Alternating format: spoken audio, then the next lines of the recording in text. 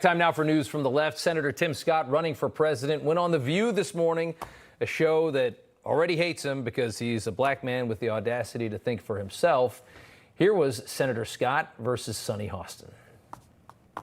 You have indicated that you don't believe in systemic racism. What is your definition of systemic racism? One of the reasons why I'm on the show is because of the comments that were made, frankly, on this show, that the only way for a young African-American kid to be successful in this country is to be the exception and not the rule. That is a dangerous, offensive, disgusting message. I am concerned about fixing the structures and the systemic racism that is embedded in The idiots in the crowd just cheer. Systemic racism. Applause. 500,000 black millionaires in the United States. Sunny Hostin, that's the number. There's 500,000 black millionaires in this country. Why would a systemically racist country allow all of those people to be so rich? 500,000 people are millionaires? Doesn't really line up with what you're saying. This is the kind of information Tim Scott needed to be armed with. The easiest thing in the world to do is adopt a victim mentality. Let somebody convince you that you'd be so much more if life was fair. You'd be so much more if you had a different skin color. It's a form of control, and it's patently evil, and Democrats survive off of it. That's how they create a voter base. Here was more from Senator Scott. So I'm about making sure that our kids have as many opportunities to succeed as possible. It's one of the reasons why. I need an opportunity to succeed because I have to go to break. They're begging. They're big. You're coming. I'm just getting started. I have to agree on the fact that your definition of specific. Go up and tell him. Go tell him. Tell him from the mountain. We have to go to commercial. We'll come down. You're going to you guys around. I think y'all have commercial breaks. Whenever I get on. Shut him up. Go to commercial. He's making too many good points. At Newsmax, we give all our guests time to respond. We'll blow out a commercial break if we have to. All right, up next here, Mark Ruffalo.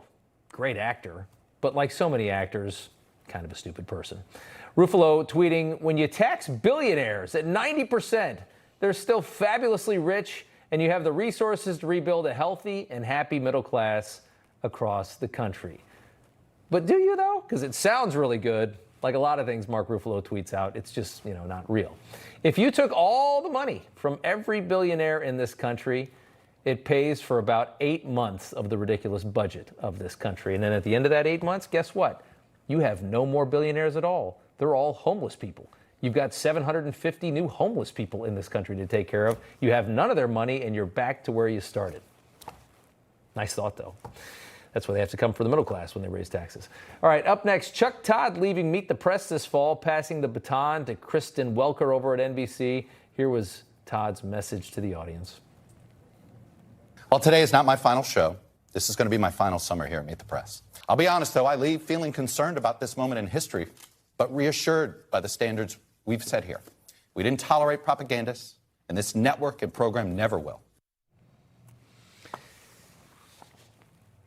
Okay.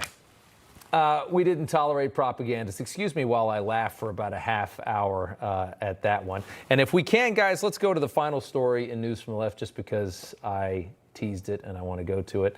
Joe Biden's team has a re-election strategy, deploying cringy Gen Z TikTokers to try and fool you into believing that young people are just exploding with excitement about Joe Biden. Enjoy.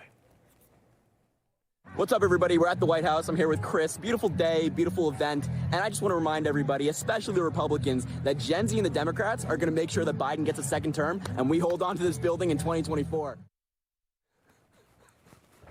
You probably see this nonsense everywhere. Nobody that age is excited about Joe Biden. They're paying these kids to make this content. The connections have been made, and they're out there, and it's just so insufferable to watch.